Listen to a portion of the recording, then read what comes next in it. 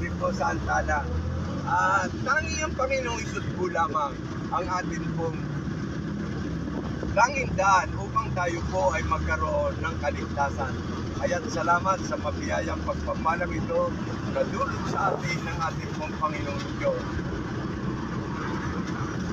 Ganun din po naman ang buhay po natin lahat, ang buhay po ninyo, ang buhay ko, ay nakasalalay lahat sa ating Panginoong Isus.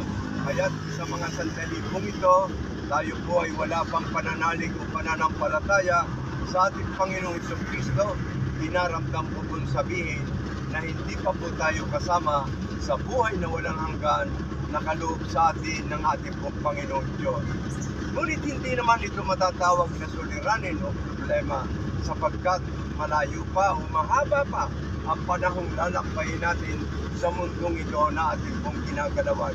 Hindi po natin masabi sa kalooban ng ating Panginoong Diyos na maaaring bukas, makalwa, o sa isang buwan ay masumbungan na lamang po natin ang ating pong mga sarili na tayo po'y nananalig at nananampalataya sa ating pong Panginoong Jesucristo sa biyaya at pagpapala ng ating pong Panginoong Diyos.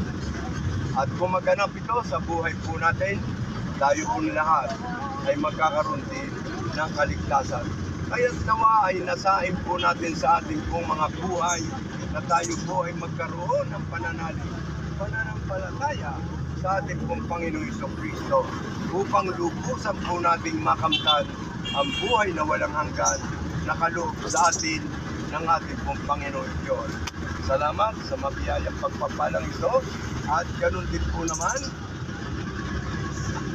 ang ating pong mga mahal sa buhay, ang ating pong pamilya, ang ating pong mga anak, ang ating pong magulang, ang ating pong asawa o sino mang malapit sa ating pong mga puso, sila man po ay magkakaroon din po ng kaligtasan.